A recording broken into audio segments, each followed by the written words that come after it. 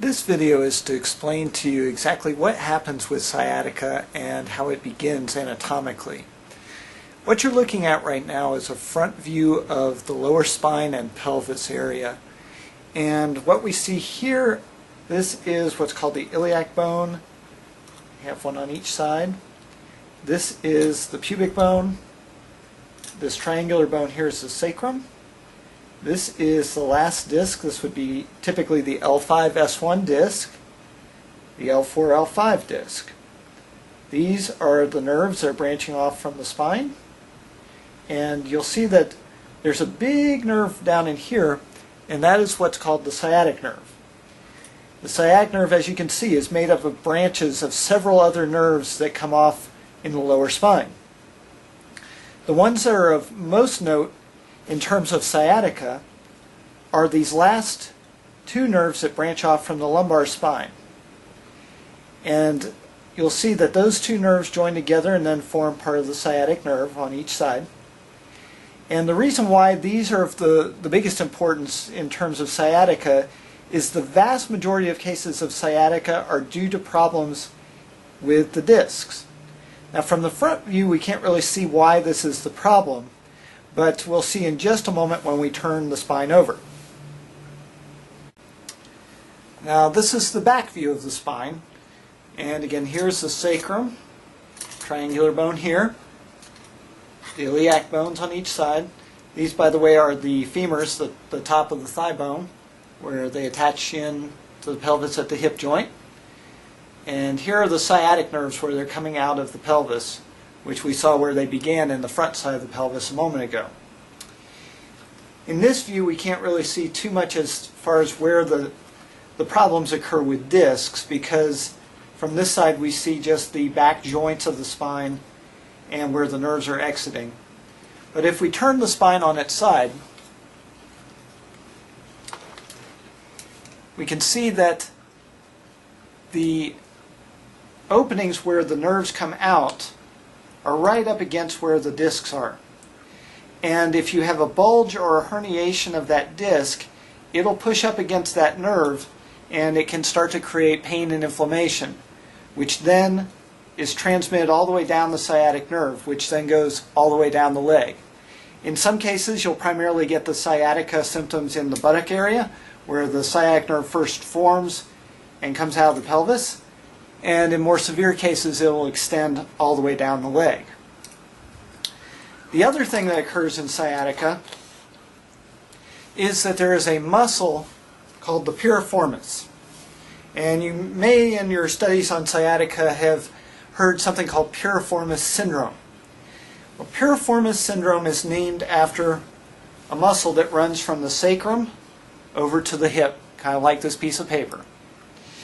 And you'll notice that it's in proximity to the sciatic nerve right here. Well, what happens is that in some people it'll be arranged pretty much like this. The muscle will be over the top of the sciatic nerve, and the nerve will then go down the leg from there. In other cases, the nerve may actually go on top of the piriformis and run down the leg that way. And then in some instances, the nerve will actually split the piriformis muscle, and it'll start to go right between the muscle fibers.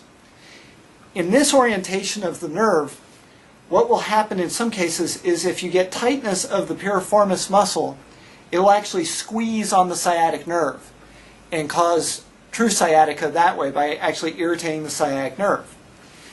In the other arrangements of the piriformis, the muscle itself can develop knots of contraction that cause a referred pain that is very similar to sciatica. It will also run down the leg, but it's not a true nerve irritation, it's actually a referred pain.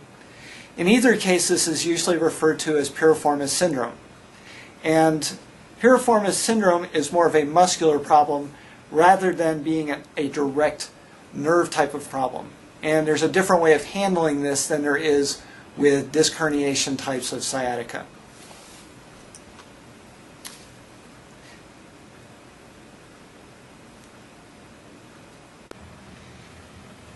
This is to give you a little better idea of what happens with the disc and its impingement on the nerve, which then results in sciatica. This model here is of a normal section of the lumbar spine, and what you'll see here is that we have nice thick plump discs, but they're well contained and there's lots of space around that nerve for it to move and so that it doesn't get irritated. This model over here shows a degenerated piece of spine, and it also shows a disc herniation. That's that red swollen area right there. And as you can see, that disc herniation is actually pushing up against that nerve, and it's actually narrowing the opening for that nerve to come out. And so it's this actual mechanical pressure on the nerve, plus you'll get swelling and inflammation around that area that also creates pressure. And those combined forces create a lot of pressure on that nerve root where it comes off the spine and creates a lot of irritation, which then translates into the pain that we call sciatica.